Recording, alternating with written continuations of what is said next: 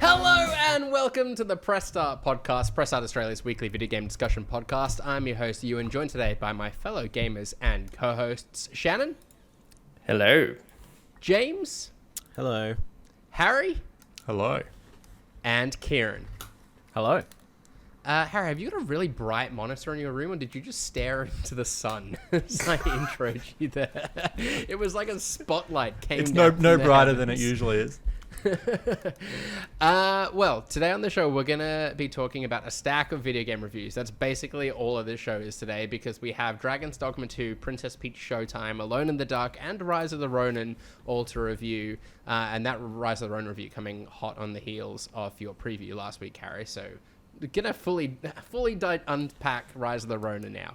I also do want to squeeze in some tech time with Shannon at the back end of the episode too, though. But first, let's talk about Dragon's Dogma 2, a game that the more I talk to people about, I think the more excited for it they are. There kind of seems to be a bit of momentum coming around it, but maybe James is about to come in here and kill all of that momentum because he wrote the review. He's here to share his honest thoughts. How did you find Dragon's Dogma 2, James? Yes, I enjoyed it. I'm still enjoying it. So I probably want to preface this and say, while I could see the appeal of the first Dragon's Dogma, I played it probably twice and didn't really engage with it much more beyond then. Honestly, I only bought it because it came with an RE6 demo at the time, and that was a really exciting thing. Obviously, it worked. But yeah, I always enjoyed it. I thought it was something really unique, and it really hasn't really, besides Elden Ring and the new Zeldas, I feel like a lot of open worlds haven't really touched that kind of design since. So this Dragon's Dogma 2, I can safely say it's better than the first game for sure. Mm-hmm. I think it's I really respect it because it does everything that it kind of doubles down on all that weird, awkward stuff that people didn't like about the first one. But that's also what a lot of people love about the first one. You know what I mean? A very basic example is fast travel isn't really that available in this game. When you go from one city to another in this game, it's a journey. It feels like a journey. You look at the map and it feels really far away, and because of that, you have to prepare. It generally feels like I don't know how to describe it, but there's a lot going on you might plot a course from A to B, but there'll be a lot going on in between those 2 points. You might run into some kind of monster, or go into a cave and find some new armor or equipment or whatever. So it feels like it's one of those, it's a good kind of distracting. The game's about the journey, not the destination. I think so, yes. And I felt that way about the first game. I feel that way about the second game as well.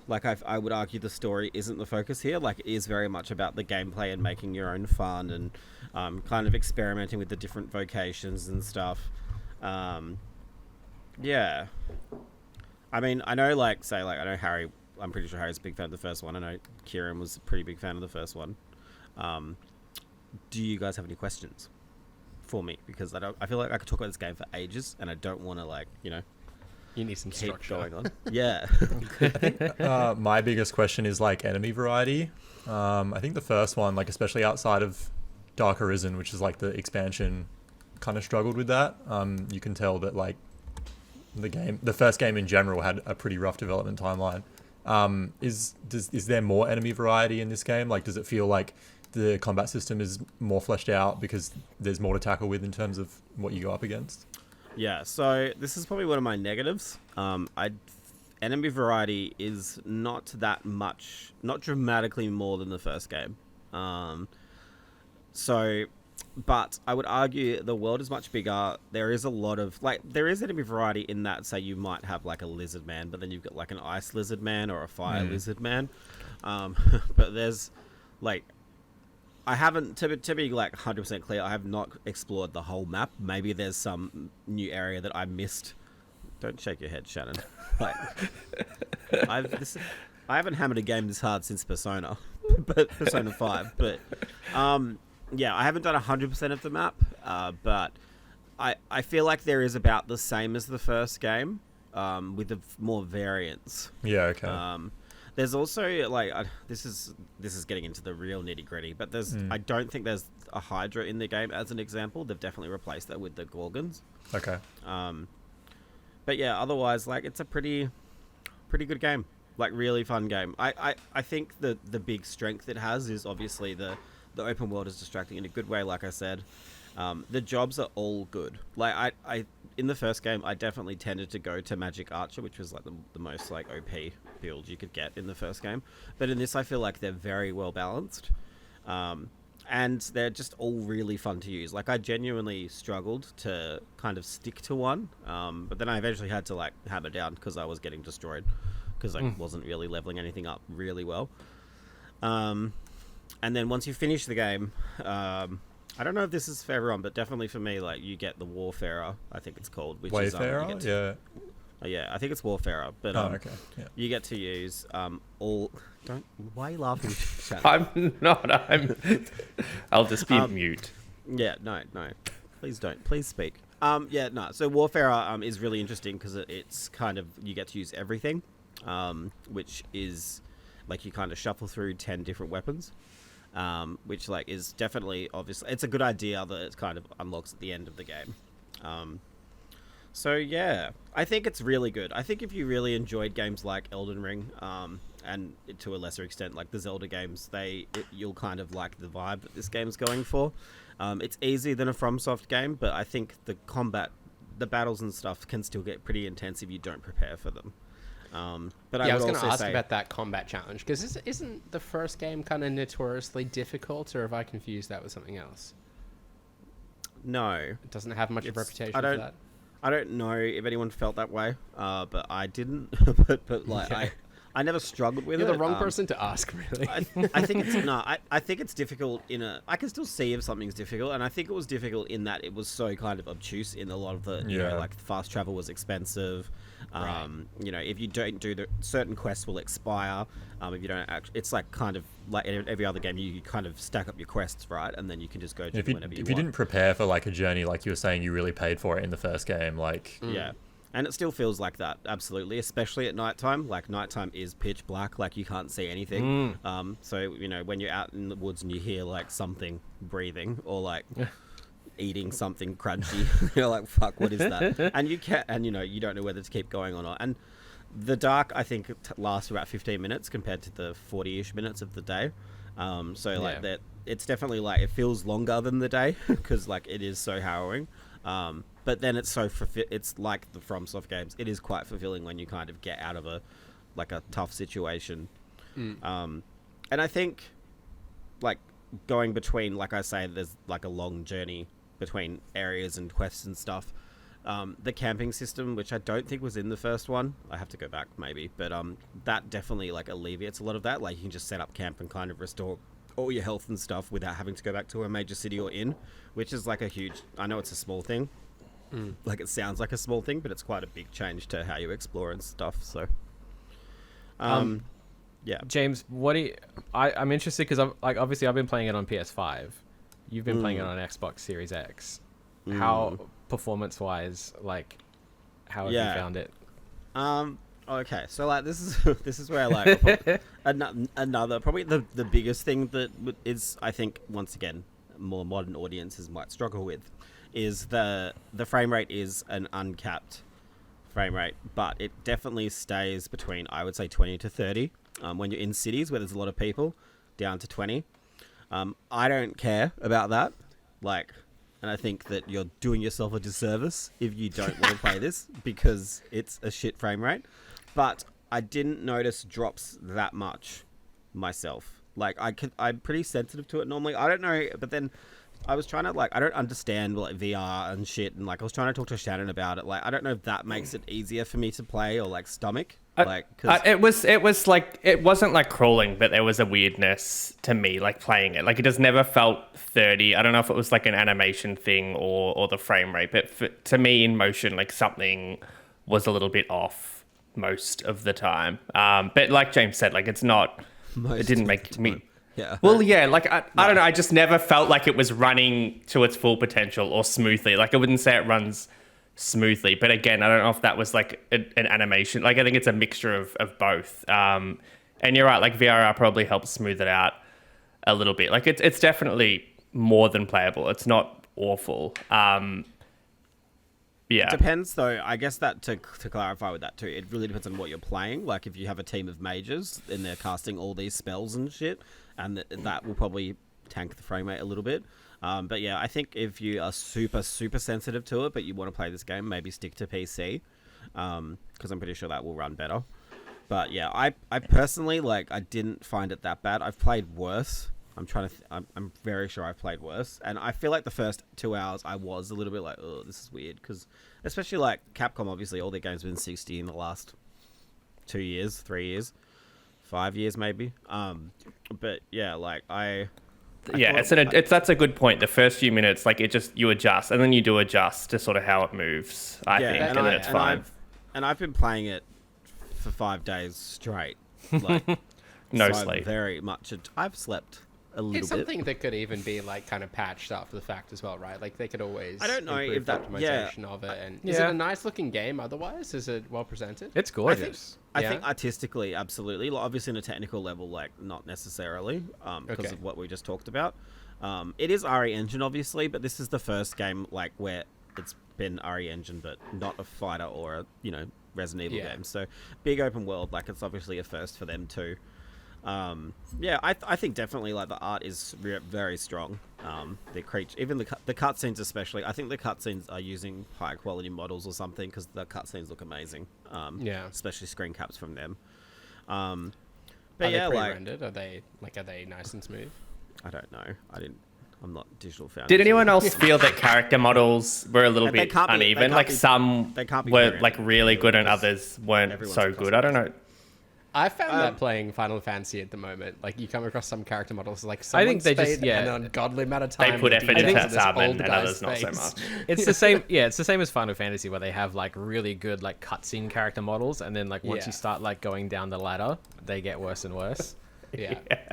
Shannon, I'm curious to come back and quiz you on this game too, though, because you have been texting me having like been up late at night playing this game, which admittedly surprised me like quite a bit. Maybe if a new tennis game came out, I'd expect you to be playing that. I'm really just buying time until next month. What about it's resonated with you? To be honest, I don't really know. Like, I know a lot of people did love the first game. I don't think I ever tried it. The Elden Ring comparison I kind of get, but I think it's a lot more accessible than that. Like, I think I can see a lot of people jumping into this. There's not a lot of intro or messing around at the start, like after you've created your character. You're sort of just straight into the action.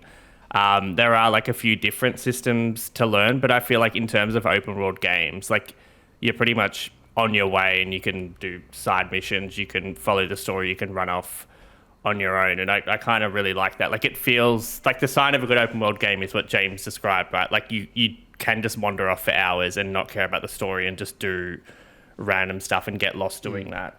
And that's what this is. I think it's, I've already seen a lot of people not wanting to pick it up because they didn't play the first. Like, again, I don't know too much about that. And Kieran and James and Harry. I wouldn't think I haven't felt like I missed out on anything. The title screen doesn't even say Dragon's Dogma 2. And it doesn't. Maybe that means something. Who knows?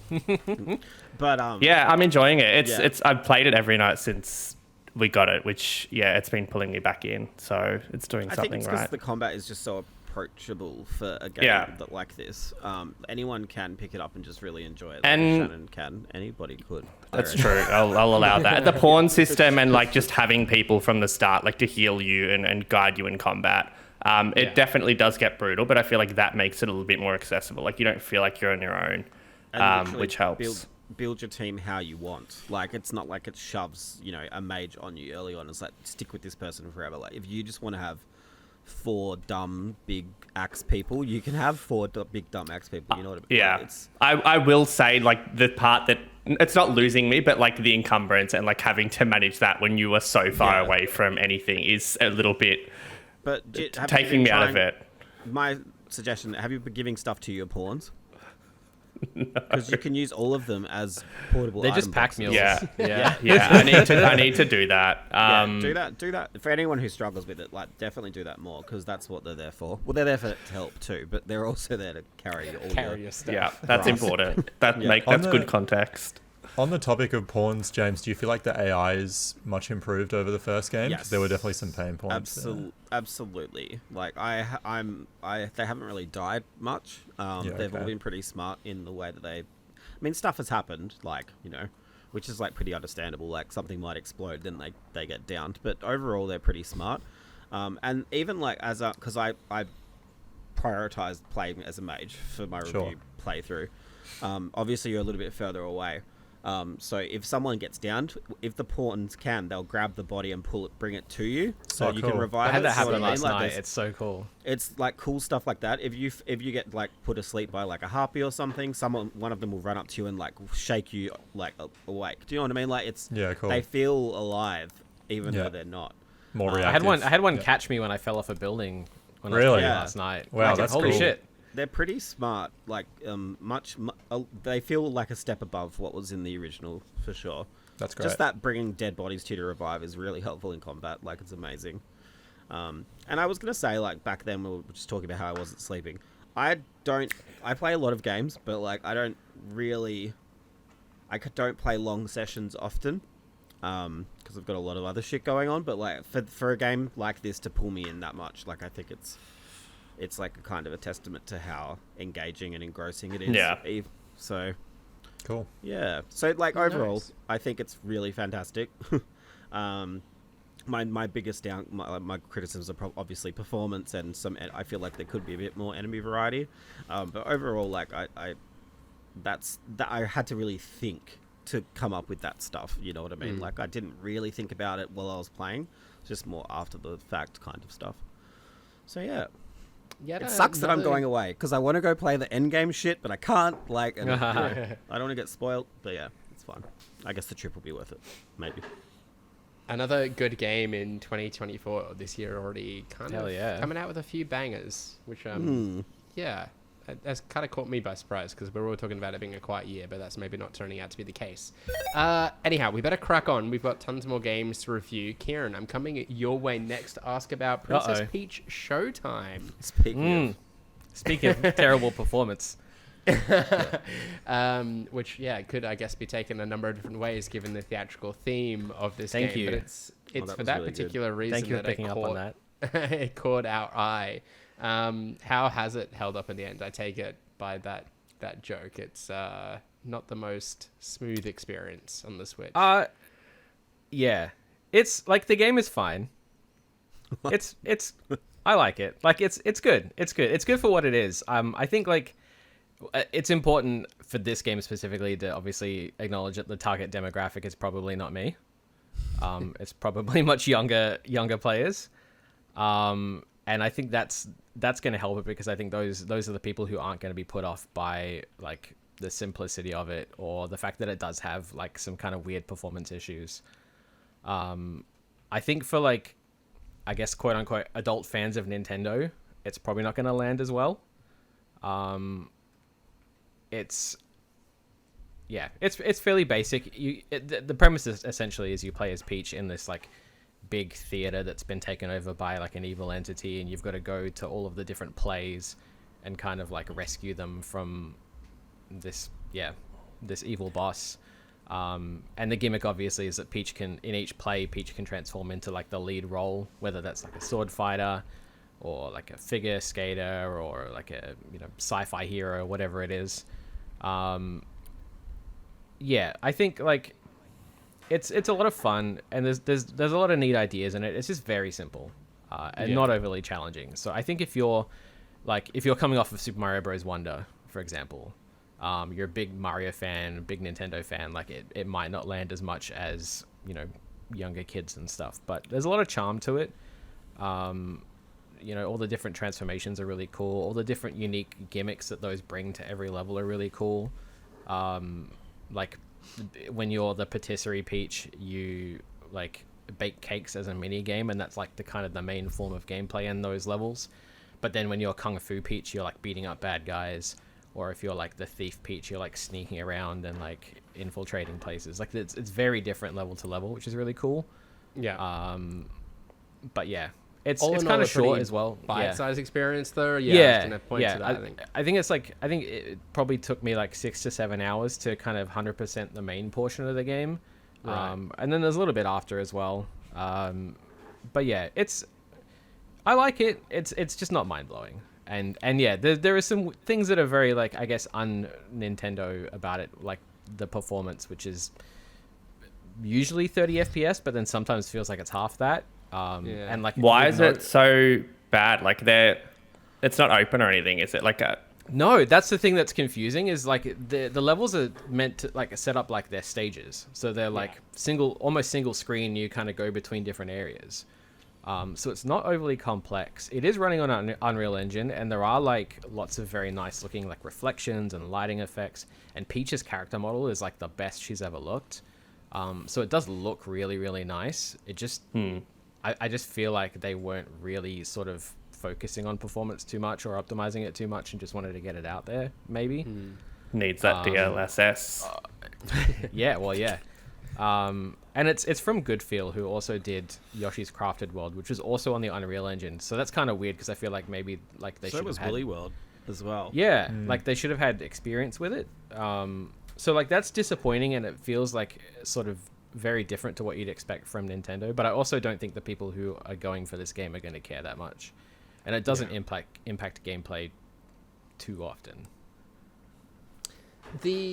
Because I must admit that like the different kind of roles that Peach assumes and the kind of introduction and new mechanics in it, that sounds quite neat to me, and kind of reminds me of the charm that like, you know, Cappy presented in Mario Odyssey, kind of taking on those different roles, and Wonder, I guess, is a fair comparison to make as well. But yeah, does it just not go deep enough to really make the same sort of impact? Yeah, well, like the way it works is like each of those transformations, I think there's like 10, 11-ish in total. Each of them has like kind of an introductory level where you first get the transformation, and then like a secondary level where you use that throughout the entire level, and then like a third that's kind of everything you've learned up to that point, like putting it all into practice. So I feel like if the game was a little bit longer and they did push that a bit more, those like they all might sort of come into their own. But it kind of ends as soon as they get good. Right. Or like you never really like tested with the new abilities that you've acquired. Yeah. Yeah. There's optional stuff which is like a little bit harder, but again, like it's definitely aimed at younger players, and for them, like I think it's gonna be fine. Yeah. So you'd maybe recommend it for like a kind of weekend at home with the kids, but absolutely not much broader than that? Is that a fair... Okay. I think so, yeah. Kieran, tell me about the bosses. You really want to know about these bosses? I do. Is it like... Well, I can't say too much about it. Like Elden Ring. So yeah, it's a fun weekend with the kids, except for the bosses. There's like, obviously there's bits that are embargoed, but like overall the bosses kind of all have unique sort of visual and thematic stuff about them that I think is really cool. Like one of them is like, and they all play on the theater aspect as well. Like one of them is like this big spotlight snake. So it's this giant snake, and you're kind of like trying to sneak, but its head is a spotlight, so it's like looking for you. And like that's kind of challenging as well. So like stuff like that is really cool. Like the bosses mostly are a lot of fun, and the final one visually is very, very cool. Yeah, they're probably the highlight, I'd say. Is there one for each? So there's one for each costume, right? No, there's 5 like floors of this theater, and there's one boss for each floor. Yeah, there are like mini bosses in some of the costumes, but not all of them. Is there anything for like a theater geek to like get excited about? There any like Shakespeare references? So I don't know. It does some cool stuff. It does do some cool stuff with like projections. Like sometimes enemies are projected onto the backdrop, and then they like pop out at you.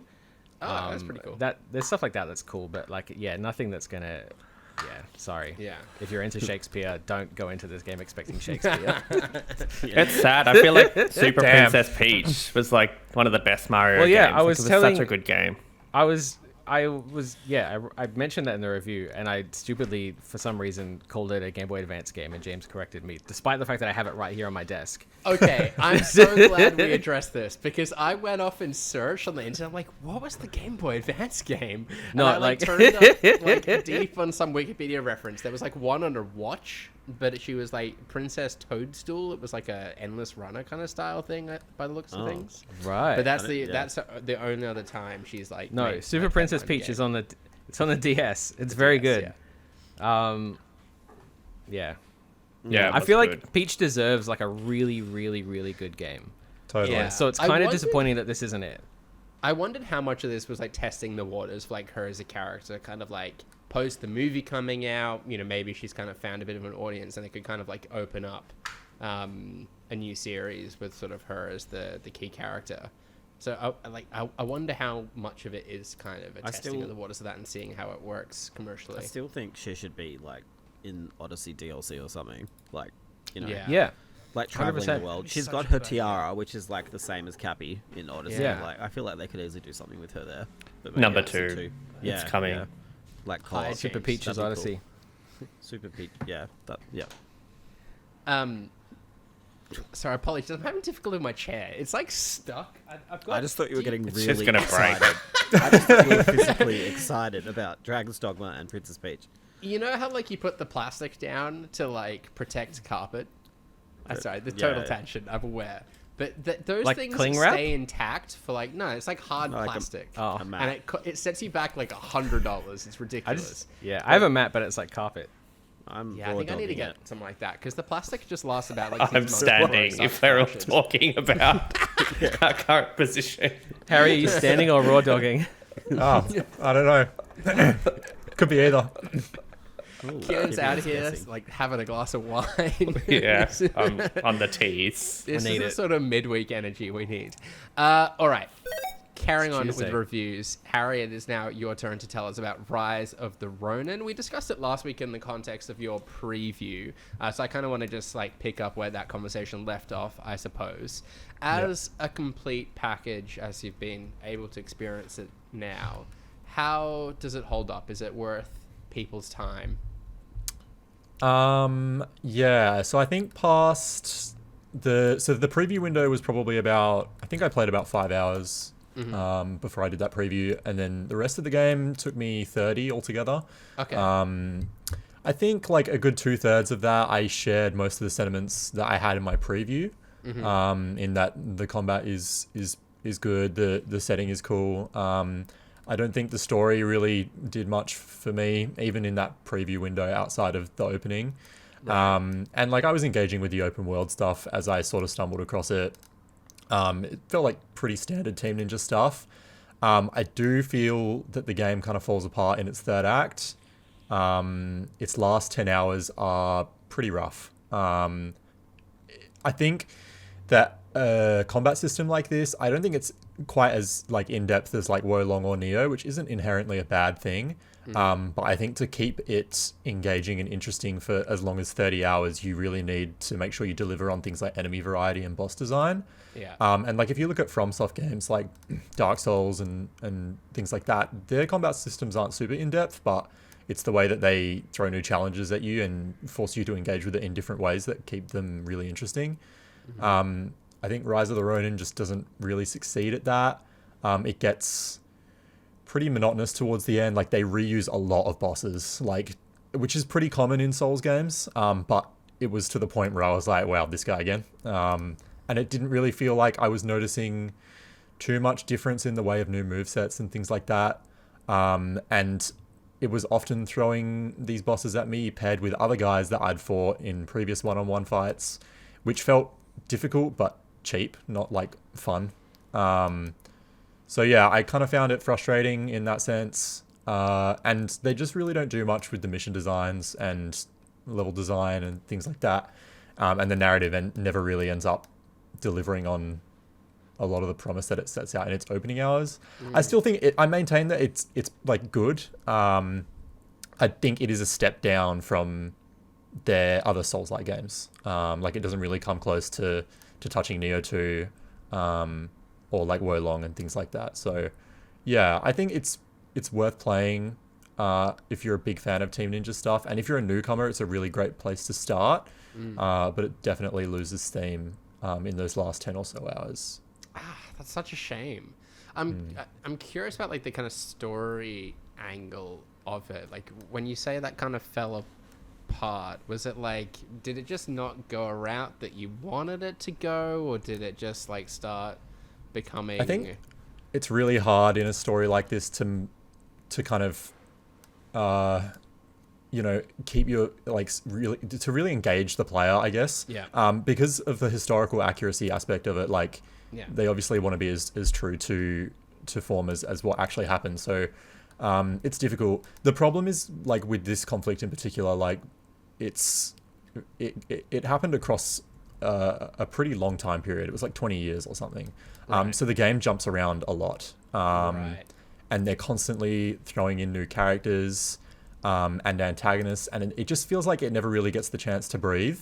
And even though there are like some really, what I thought were initially interesting RPG elements in terms of like dialogue choices and how you interact with the world, I don't think it actually impacts the way that the ending unfolds or the way that events happen. So that kind of ends up ringing a little bit hollow.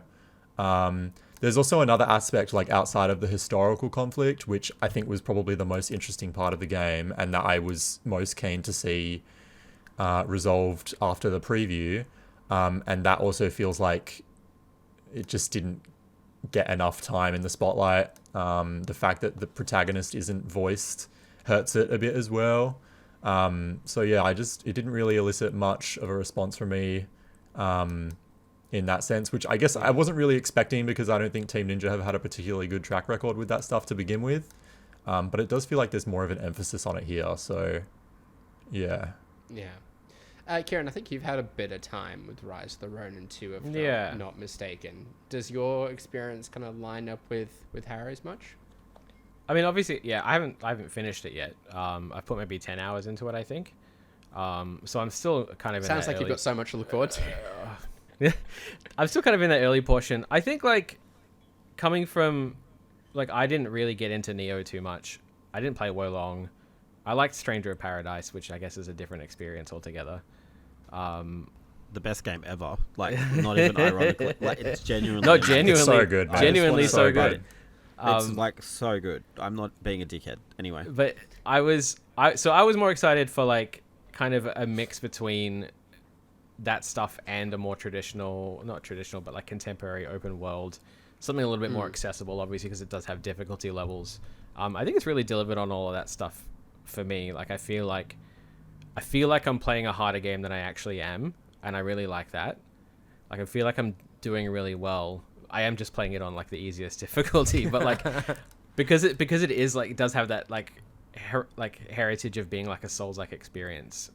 It kind of feels liberating that I can just play through it, and the open world stuff is a lot more approachable than like a lot of the older designs. The traversal is really good, and you get to pet tons of cats. So like those things are all really speaking to me so far. I don't know like if that my opinions are going to change 20 more hours in, but in the 10 hours that I've played so far, like it's a good mix of things that appeal to me and then things that have been inaccessible to me up till now. So I think it's got an audience there. Yeah, I do want to reiterate that I think I did enjoy the first 20 hours, and like there is a lot of good stuff here. And it is a good game. I just don't think it quite lives up to like their other recent stuff, which I think has been quite really, really fantastic actually. So how long overall? Sorry.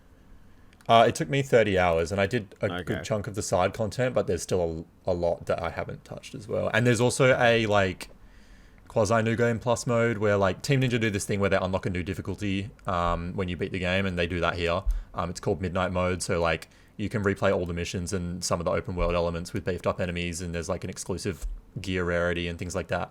So if you're a fan of like that aspect of Team Ninja games, that this has that. But yeah, I just don't think the enemy variety and combat depth holds up for as long as it goes for. The skill tree that I'm not quite sure how it works, but like, does that stop feeling inconsequential, or like, do you at least kind of get some new moves to kind of experiment with as you get through the game?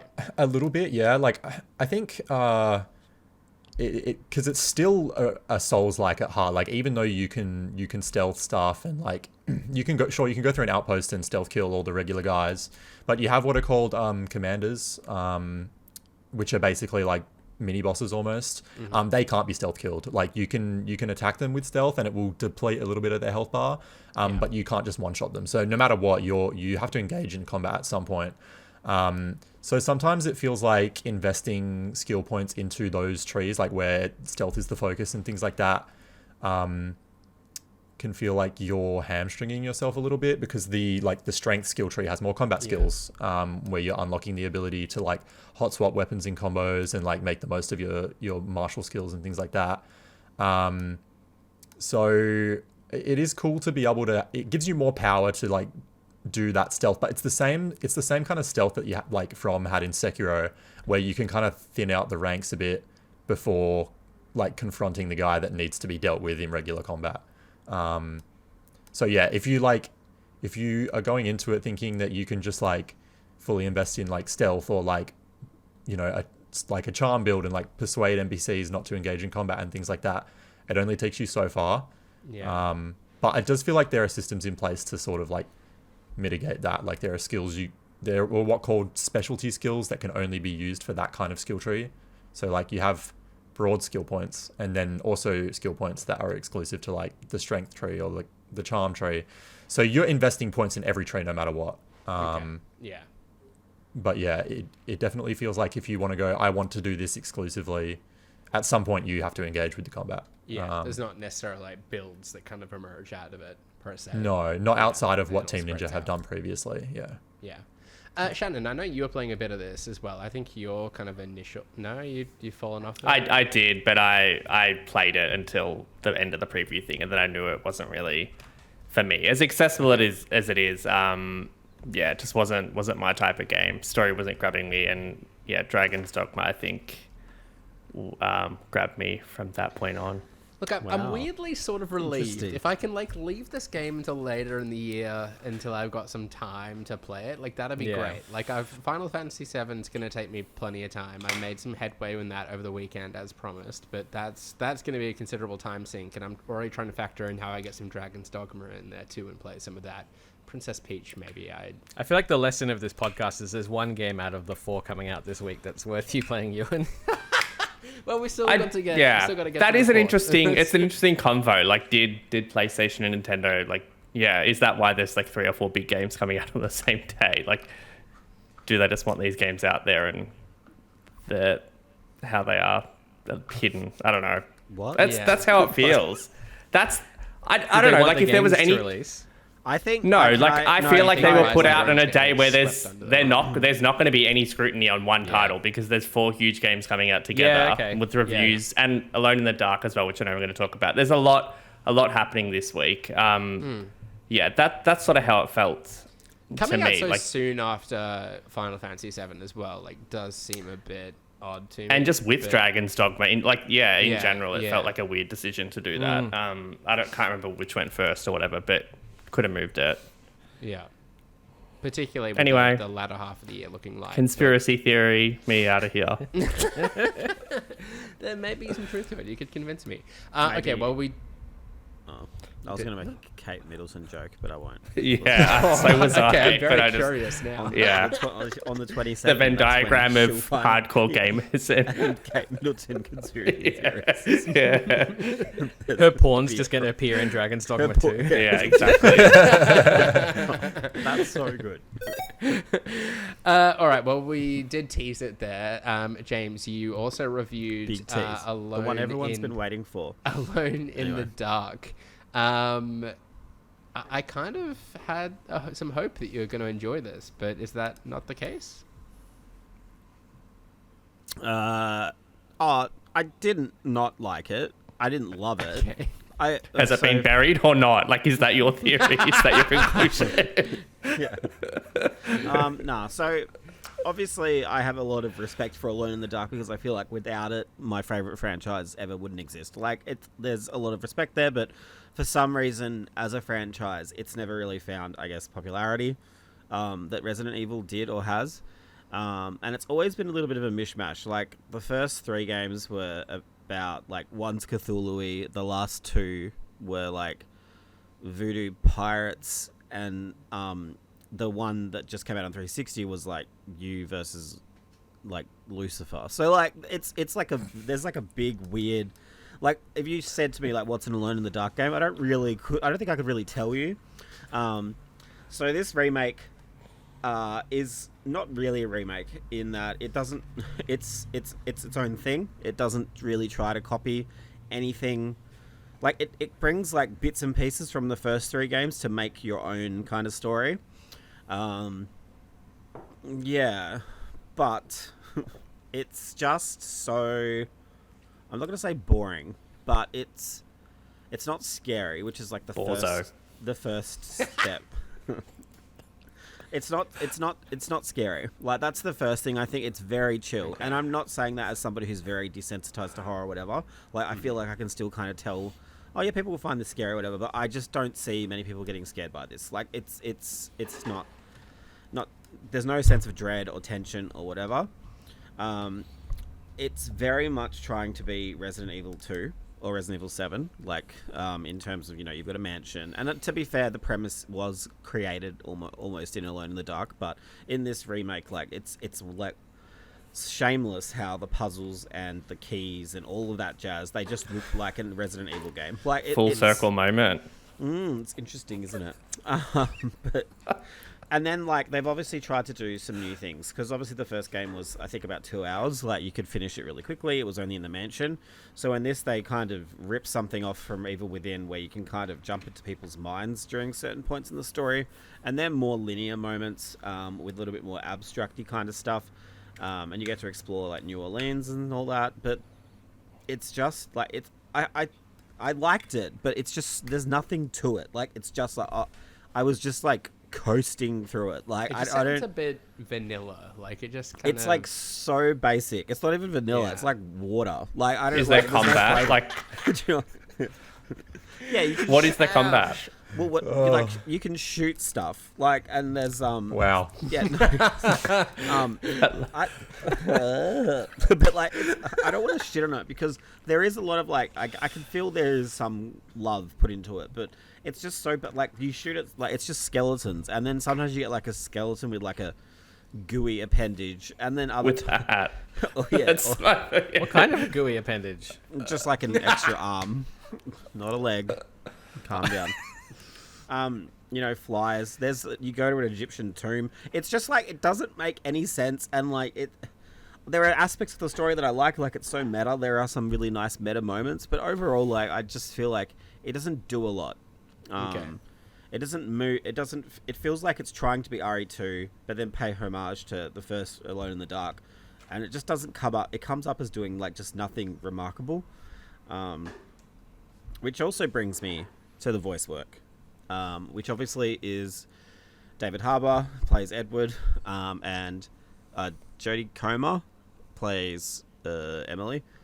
I don't know who Jodie Comer is. I don't. Apparently, she's famous, but I've never seen her in anything, so I apologize. Obviously, I know who David Harbour is. David Harbour just is David Harbour speaking. Like, it doesn't make... He's meant to be, like, this kind of, like, southern, detective type from the 60s, and it's, like, just David Harbour. And I don't know, that really takes me out of it.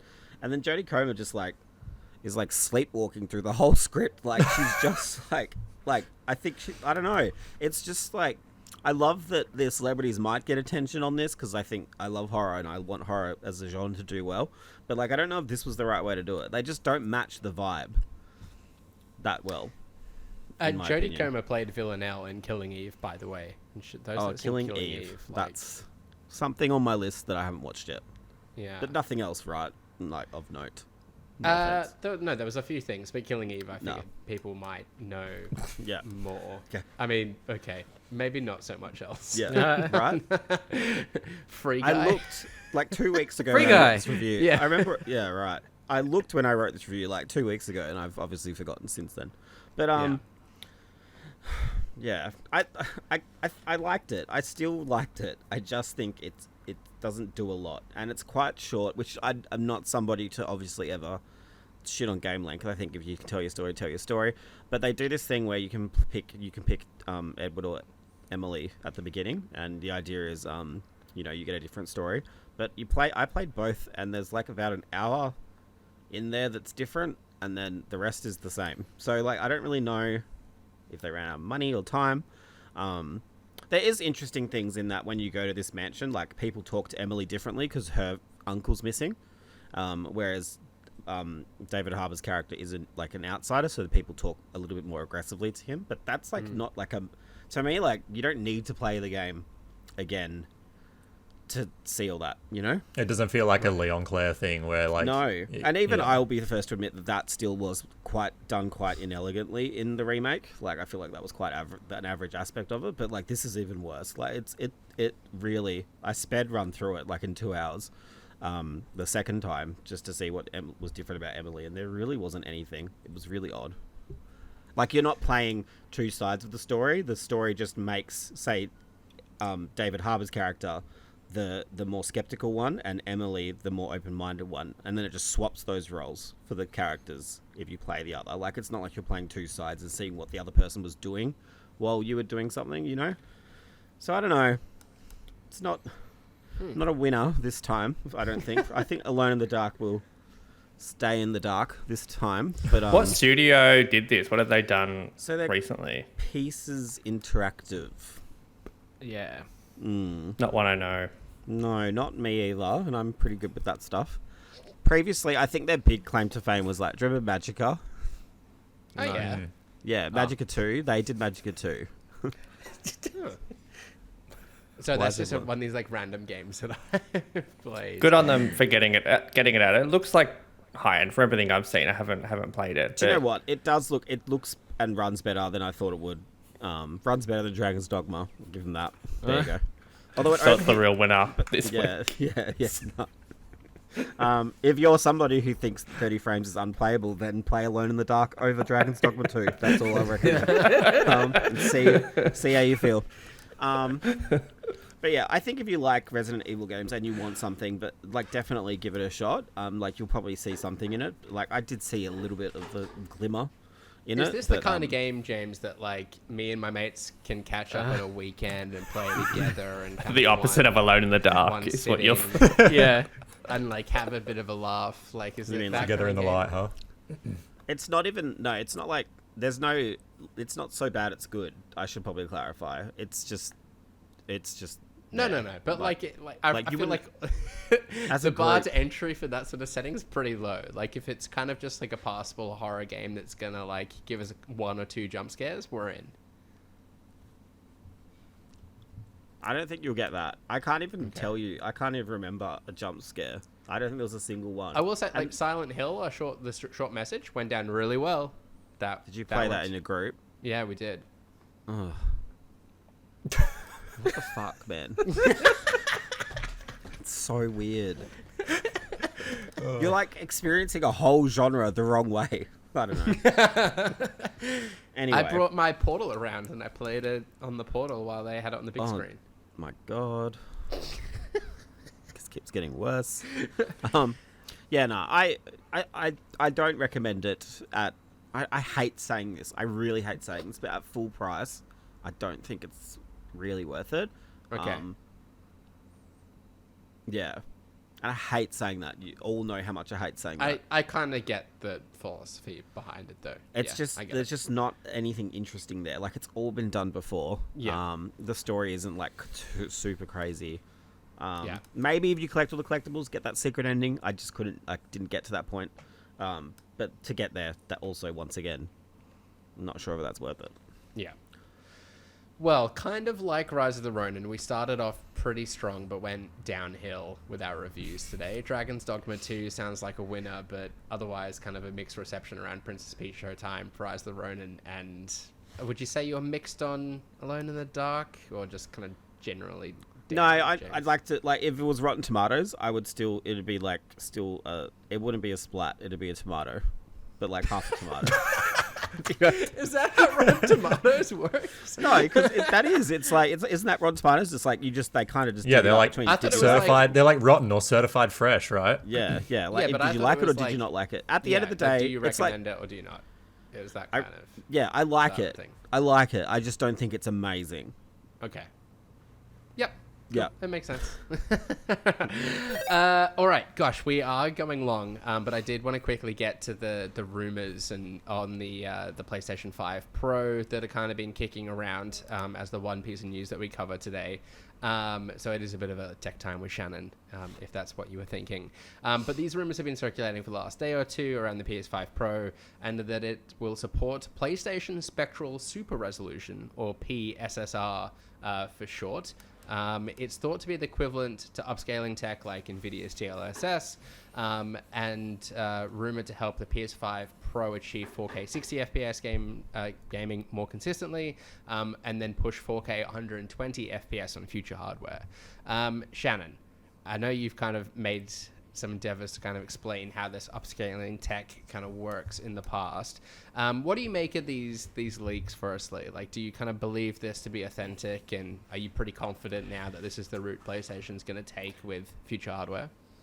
I think so. Like, I definitely think the documents that were reported on are real. Like, there are often like slight fluctuations between like dev consoles and the retail build, but from everything that's been reported online, yeah, it seems to be legit. And I don't know, looking at what they did with the PS4 and the PS4 Pro, like, it was a very similar story there with upscaling and similar performance increase. So it definitely feels like that's what they're trying to achieve here with their new upscaling technique, which is exciting because, like, we've spoken about this whole episode.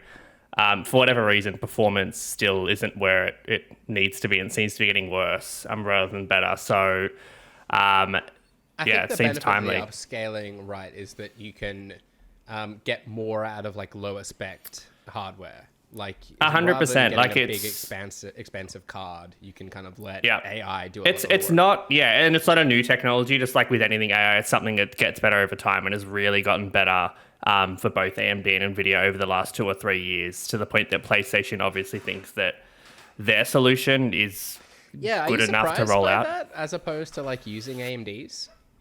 A little bit. Again, I'm not the most technical person in the world, and I think PlayStation have had their own in PC games, and I think even like some games use it now. Spider-Man, I think Insomniac use it a lot, Naughty Dog. So they have been using it, but yeah, I'm a little bit surprised, given from what I know, AMD's solution has come a long way in the last year or so, like to be almost as good as DLSS 3. It's surprising that they're not using it, but then again, like, if they've got a solution that works in-house that they can control, especially for their games, which is obviously the most important thing for them, why not? It's exciting. Do you think it's likely to be a costly thing, the PS5 Pro? I think so. Like, a PS5 is, what, $800 now, and the Slim didn't drop at all, so it's hard to imagine it to be cheaper than that. So I think it'll be pushing $1,000, which does seem a little bit crazy in these times, and with like PSVR 2 failing for them. Then again, like, it's targeting a hardcore audience day one, and I do think for people like us that want performance, if it does prove to provide that 10 to 30% increase, I think people will make the jump. I will say, yeah, it's kind of hard. If you were to try and build a PC that was going to consistently hit 4K 60 FPS, you're going to really struggle spending under $1,000. Yeah, and it is, I think it's a 4070 equivalent, like, hardware-wise. So just on that alone, you're spending, what, $1,000 or more? Yeah.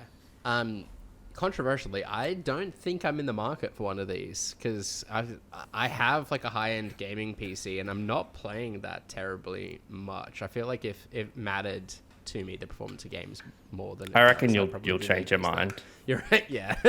I'll see it announced. So all it takes is like a good trade deal, I reckon. Yeah. Yeah. Oh yeah. And I know that's like, yeah, I wasn't getting an OLED, and then it was like kind of a good deal, so I went for that, as you know. The collector in me kind of What do you mean the resists collector? that, though. There's like 10, 12 Like- million out there. Who cares? Like, what do you mean? Yeah, true. I guess I trade could in. always go back and get like. No one's buying your OG piece. PS5 in like 20 years, mate. Especially yours. Yeah, but I just I like- feel like that about older consoles. The newer ones, I don't think I care because it's Yeah. backwards compatible, right? So Agree, Shannon. yeah, I think Yeah. just trade it in, let it Fair. go. It'll be an interesting one. I do think it's going to get backlash. I think just because this gen has been weird, there hasn't been a load of AAA games that are exclusive yet, especially first party ones. So it's interesting, and it also creates a weird gap if Xbox aren't releasing hardware that's improved, which I don't think they are. So that'll be an interesting prospect as well. Yeah, I very true. think. Well, watch this space. Stay tuned to future episodes of the Pressed Up podcast. But for now, we are going to go to a rapid fire question. And that is that PlayStation have teamed up with Melbourne-based Japanese streetwear brand Kodama Apparel to release a kimono jacket to celebrate the launch of Rise of the Rōnin. Prompts me to ask you all, what is your favorite video game-inspired clothing item that either like you own yourself or you kind of always wanted? Kieran, I might start with you. I have a chocobo onesie in my closet. I really didn't know what answers I was going to get from this question, but I love it It's already. simultaneously the best thing ever because it's huge and it's a chocobo onesie, and also the worst thing ever because the feathers get everywhere when I wear it. Oh, it's So feathered. I'm It's feathered. Can you put it on now? Can you go Well, it's get like- it? it's- properly no. shown? Chocobo onesie. I'm banned from wearing it. It's like it's not feathers, but it's like weird like down shit that like it just goes everywhere. I'm very but it's conscious that this amazing. is rapid fire question, but I do want to get into the weeds on this now. Oh no! When oh no! you wear it, or when you have worn it in the past, how do the cats react? I don't think it bothers them, but they're dumb. Okay. So Okay. My old cat, like, fucking any feather that like you had in the house, it obsessed over, and it would like Yeah. it was convinced it was a bird, even just a single feather. So I don't think that Nah. would have gone down well. they're not that switched on. Anyhow, amazing answer, Harry. What's yours? Destiny have been doing this thing since Forsaken, where if you beat the new raid within like the next reset, so now that's like a week and a half, you can buy raid themed bomber jackets from the Bungie store. Yeah. And they look really sleek. Like, they're quite subtle. I don't think you'd really know that they're game merchandise unless you played. And I have the Last Wish one. I think it's really nice. I do remember Bungie doing some really sick stuff around that. In the spirit of first-person shooters, I'm going to shout out mine, and that is the Apex Legends merch. Really good. I kind of tweeted about it a little while back, but they've got some like sick hoodies and like windbreakers on the store. Speaking of onesies, you can get a Nessie onesie as well. And there's like aprons and cookbooks, but a lot of the kind of like stealthy black stuff is actually just like really sick looking. James, what's yours? I don't know. I've got so many.